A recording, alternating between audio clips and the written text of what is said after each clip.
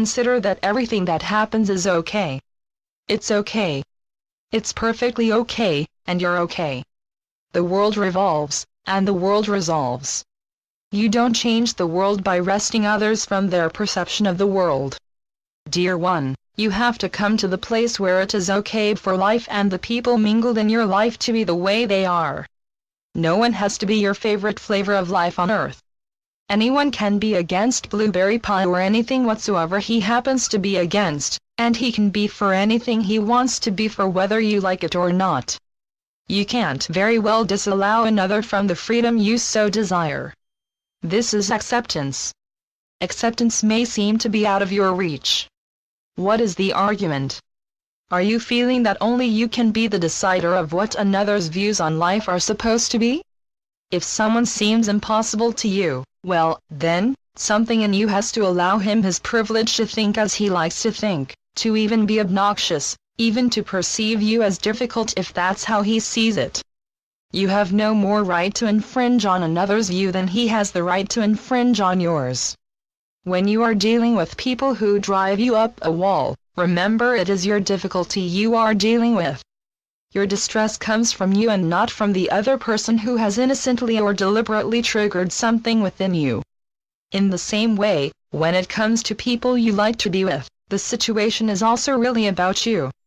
Those who are easier for you to deal with just as they are, you also contribute to them with your openness to life. You cannot make someone be more open-minded or open-hearted. You can be open-minded and open-hearted yourself. Others' thoughts are their thoughts. You are not entitled to toss anyone's ideas away any more than anyone else has any entitlement to oppose or take away from your way of thinking. Ideas change on their own. A light has to go on. If someone scoffs at you, I tell you again and again that you are the one upset by this.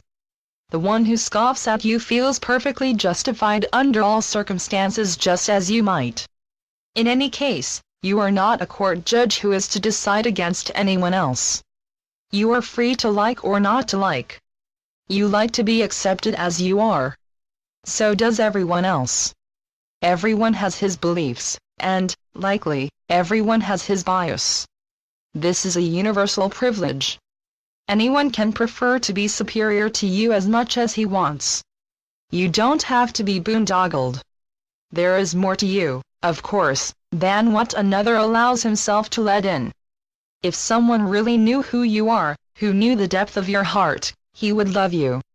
And if you really knew another's inner being, you would also love him just as he is. Everyone is devoted to his way of thinking just as you are devoted to your way of thinking. If someone were a character in a novel, you might enjoy him. You really might. Who are you to convince another to change his ways? Anyway, how successful has this ever been? No one has the last word. And, if, somehow you find that you have the last word, this can only appease weak-kneed ego, for a little while. This is all the last word can do. Does it have to be so hard to let go of another in the world? Can you not release another from your boundaries?